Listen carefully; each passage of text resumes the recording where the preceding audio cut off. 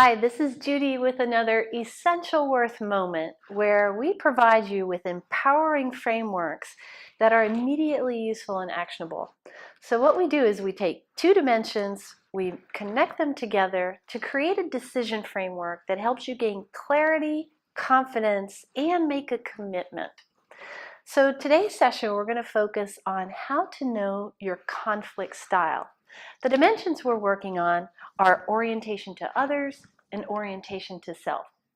So if we look at low orientation to others and a high orientation to self, we like to call this quadrant competitive or compete.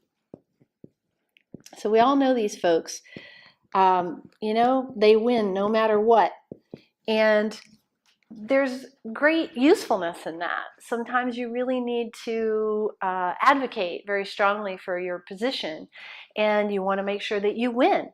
However, there's a cost to that. So the strategy we recommend, if you spend a lot of your time here, is to take time to listen and to engage with your opponent or the person that you're negotiating with, and to balance your advocacy with inquiry. This will create a little bit more of a balanced approach for you.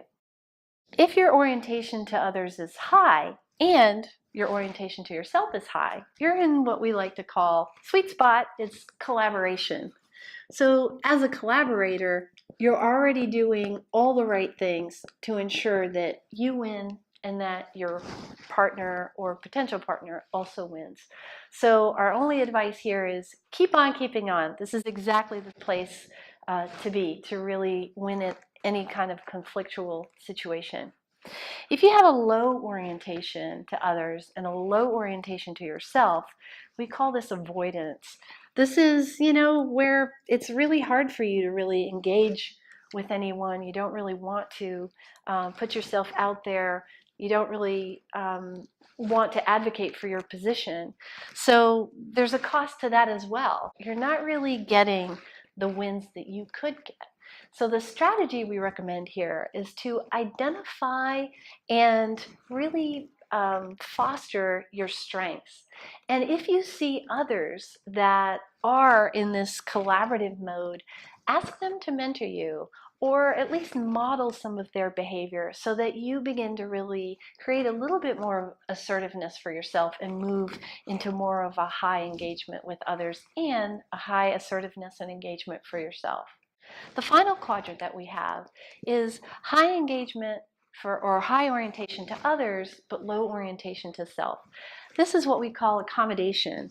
And while that can be really nice for the other side, I'm going to misspell accommodate, I think. There might be two M's in there, but don't judge me. Under accommodate, what you really want to do here is pay attention to your own needs. If you're setting up wins for the others, but you're not really setting up wins for yourself, there's a cost to that. You're not really getting your own needs met. So you want to pay attention to your needs, and you want to figure out ways to really assert that in yourself. So knowing your conflict style, your orientation to others, your orientation to yourself, can really empower you in those conflictual situations to work towards your own advocacy, but to balance that in a way that allows you to also learn from others. The ideal quadrant here is to be in a collaborative mode. And that, of course, is ideal and a best practice for any nonprofit leader. So with that, thank you for watching our Essential Worth Moment. We want to remind you to like us below, to subscribe to this channel, and to download your free matrix of this Essential Worth Moment or any of our other Essential Worth Moments at essentialworth.com/moments. Thank you.